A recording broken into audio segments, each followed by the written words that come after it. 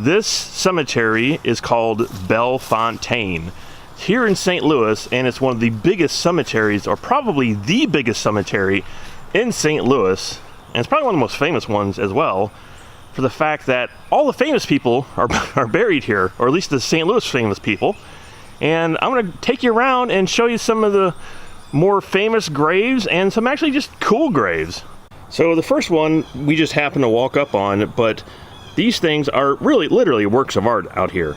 As you can see, this thing is just very old and has a sculpture of a pot with flowers coming out of the top of it. So this grave looks like he might have been a boat captain. These are such cool memories of the past, and again, amazing sculptures. Now, if you're not familiar with the history of St. Louis, one of our big people here who started an entire empire would be the Bushes. And this is one of the crypts from the Bushes. It's kind of small, actually. I was expecting something much bigger. This is actually Adolphus Bush's crypt, and let's go take a look at it in a little bit more detail. The whole top of this thing is ridiculous, as you can see all the details up there. So here you can see the name Bush, and like I said before, this is, you know, the Bush beer, Bush Empire. So here are the crypts inside. They're kind of hard to see because of all the reflections here on the windows, but it looks like there's two of them in there. It's Adolphus Bush and his wife Lily Bush. And inside too, it has this amazing stained glass window in the back of it. Also on the inside here, you can see some foliage. I don't know if that's plastic or if it's real, or if somebody comes in here and replaces that on a daily basis. But yeah, it's pretty cool. It's in there because it doesn't look old at all. It's not dusted or rotted, so somebody would have to come in there and either replace it, or it's actual real plants inside of there. Out here is some sort of basin that's now covered up. It was probably at one time some kind of maybe even water fountain of some sort, but right now I don't know what it used to be. That's what it looks like, but the top of it has been covered. Some of the stained glass windows from the outside. And here is the really impressive backside for this crypt with another gigantic, that's the one you've seen from the inside of the stained glass window. Just take another look at it here. So there you have it. There is Anheuser-Busch Crypt. If you watched my Nightmare on Elm Street review, you would have seen I mentioned the old movie theater that was there called the Kingsland. And all of these people right here, these are the Kingslands. You can see the name, Kingsland. And this is a big grave. It goes all the way up. But just to show you, you know, how many members of the Kingsland family there were and how rich they were, because most people don't have one of these for their graves. Here is a pretty cool crypt. I don't know who it is, Daniel B. something, but it's actually built into the side of the hill. You don't really see that too often. I don't know if I've ever seen one of these before. It's an actual grave, and you see how old it is. It's cracked and looks like somebody actually put it back together. But they have it lifted up off the ground here. So yeah, that's pretty cool. I've never seen one of those before. I have no idea who this crypt belongs to. It looks like they died in 1855 at age 37. But wow, I mean, look at the sculpture on this thing. You don't really see stonework, like I said before, like this ever. On top here are some statues, and it looks like the one is kneeling down with a vase over the lady that is laying in the bed. This one kind of has a vibe of the Ark of the Covenant going on. This one belongs to a Hudson E. Bridge, which I don't know him. Check out the carved faces here. Love the Egyptian one. Oh man, it's just so cool. And he actually has faces all the way around the top of the stone, each one different. So this one belongs to a General Richard Barnes Mason, who was the first regiment of dragoons, the U.S. Army. And looks like he died at Jefferson Barracks in 1850. Yeah, and this thing is an awesome stone. I mean, the textures on this are amazing. It's like, you know, the way it's aged here makes it even look cooler than it probably did when they first put it up.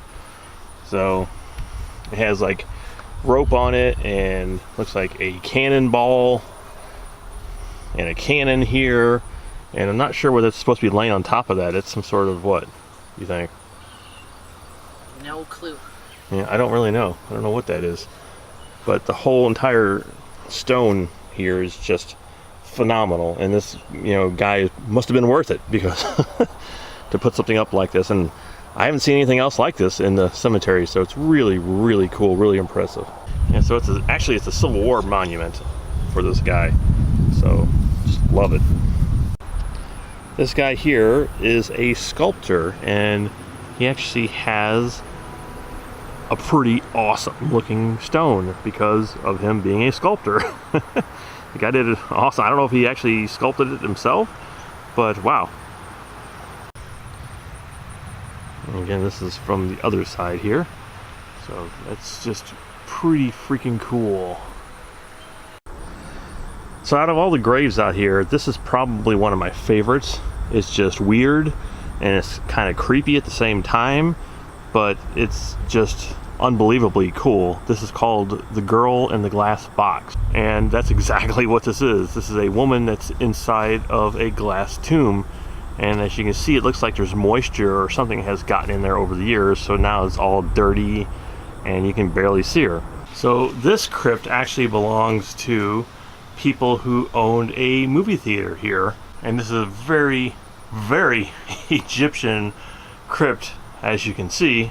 I guess it's supposed to be some kind of sphinx, maybe? There's two of them, both exactly the same.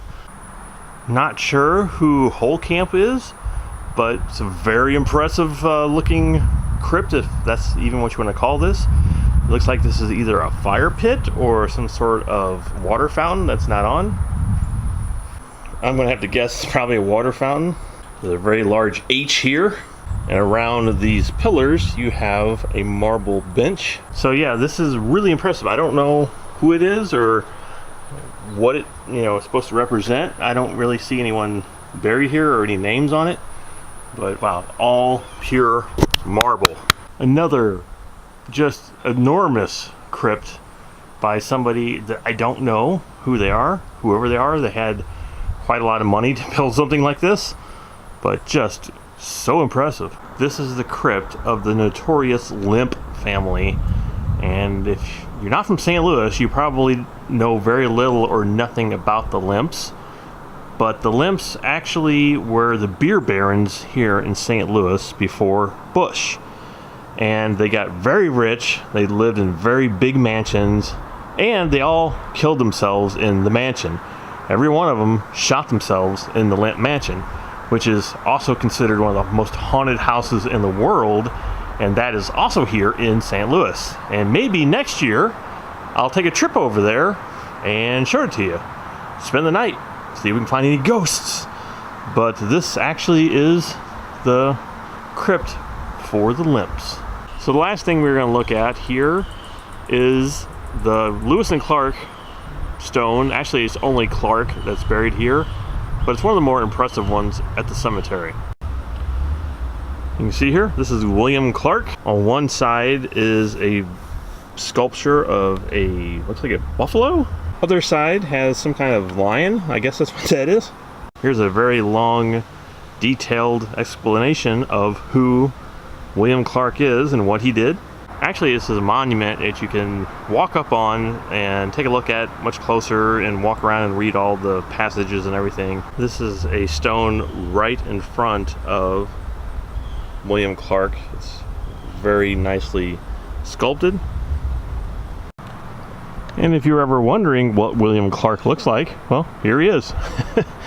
Here is the sculpture of William Clark himself, the great explorer that is buried here in the Bellefontaine Cemetery in St. Louis. So there you go. There was my first, I guess, ever tour of a cemetery here in St. Louis. It is the Bellefontaine, like I said, and hopefully you enjoyed this because it was a lot of fun traveling around here. This place is huge. I don't know how many acres this thing is on, but it goes on forever. And I had a lot of fun taking a look at all the architecture and the crypts and the stonework and all the famous people that are buried here, and hopefully you did too. And if you did, please hit that subscribe button because we need maniacs. We need as many maniacs as we can on this channel. And we love all you maniacs, and if you enjoyed this video and if you have a cool cemetery of your own in your own city, please leave comments below. I'd like to know. Maybe I'll come visit one day. So until then, have a happy October, and hopefully you guys are enjoying Horror Month 2018. We are currently lost in the cemetery. That's how big the cemetery is we literally just got lost in the cemetery and we had to use Google Maps. We're using Google Maps right now to try to find the exit. This is crazy. As you can see, it's very Egyptian styled theater, and there's a car coming.